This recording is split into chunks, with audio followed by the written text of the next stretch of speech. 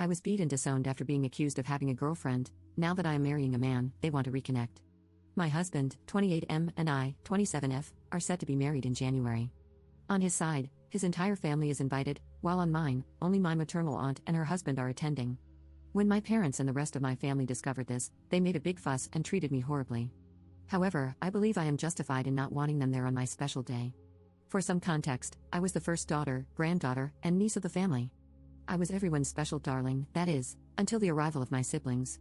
When I turned 8, my little sister was born, and my grandparents, as well as my mother, stopped treating me like their child. The favoritism for my younger sister was extremely blatant. If my sister broke something, they never scolded her, but if I said something mean to my sister, I was punished. One time, she even broke my glasses, but I was the one who got punished for it. As for my father, he was present for a while, but then just disappeared. He was consistent with sending money, but never with calls or visits. When I turned 11, I was actually closer to my maternal aunt, who lived miles away from me, than the family members I was forced to live with. That aunt, who is 9 years older than me, is my mother's half-sister, and although I only saw her on special occasions, we talked on the phone twice a day. When I was 12 and she was 21, I stayed with her all summer, even though my mom didn't believe my aunt could take care of me, and those were the best 2 months of my life. After my vacation, I studied more and had very good behavior at school, with the intention that they would let me go see her again. However, everything was ruined when my grades in mathematics began to decline.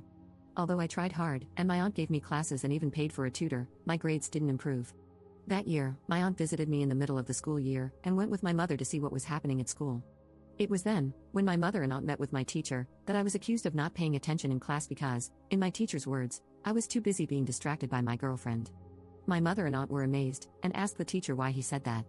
The teacher argued that I was not normal, and that I was into girls. It was a religious school, so you can imagine how serious an accusation like that was. He claimed that one of my classmates was my supposed girlfriend, and that's why I was struggling to pay attention. My aunt made a fuss and threatened to sue them for discrimination, but my mother believed the teacher. When we got home, my mother beat me up and exposed me in front of the entire family, even though I was not romantically interested in other women, and that supposed girlfriend was just a normal friend of mine. My aunt intervened and confronted my mother, and it was then that my mother kicked me out of the house and told my aunt that if she loved me so much, then I should move in with her, because I was ashamed to my mother and would not be allowed here. My aunt didn't think twice and took me with her. She called my father and told him about the situation, and they both filed a complaint and made it clear that I would stay with her. My grandmother, who lived with my aunt, also disowned and disapproved of me for the same reasons my mother did.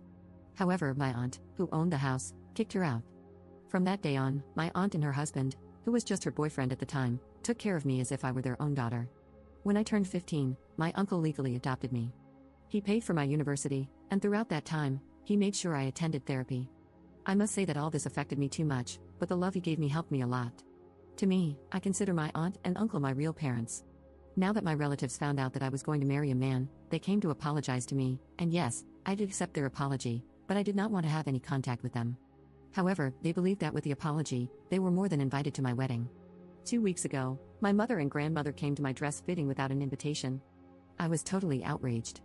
They had not been invited, so I kicked them out, and in return they started insulting me and my husband. I told them that I didn't want them in my life, that I only excused them for mental health reasons, but they were nothing to me anymore.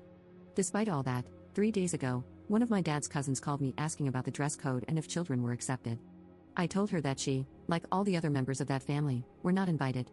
She was outraged, and a few minutes later, my biological father called me asking who would walk me down the aisle. I said that my uncle would do it, and he started swearing at me in 1,000 ways, so I simply cut off the call. Now, am I really that bad? My aunt tells me that if I don't want those people at my wedding, she supports me, but my mother-in-law says that family is family, no matter what has happened. Update 1. It's been almost a month since my post, and I wanted to update you on some things that have happened. I told my mother-in-law everything that my family did to me in the past. At first, she seemed understanding, but then my partner discovered that she was still communicating with my biological parents, and decided to cut ties with his mother. He warned her that if she continued with this attitude, she would never know her grandchildren.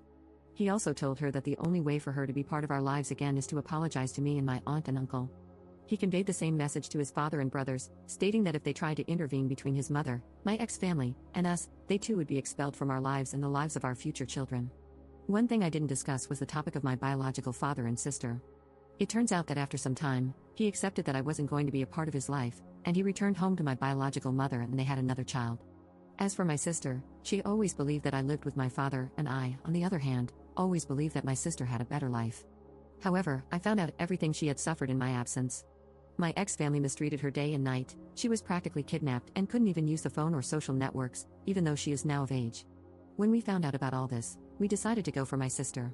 I must say that it was not the best way, but we followed her until we found her university. There, we approached her and asked her to accompany us. She was very happy to see us and agreed to come with us. Together, we unburdened ourselves about everything. We apologized and told each other everything, realizing that we were both victims of our parents. Now, my uncle is fighting for custody of my little brother. With my sister's testimony and mine, we hope to achieve it. We are also taking my sister to therapy to help her with all the trauma. Because of my wedding, we decided to move everything forward and have a small ceremony.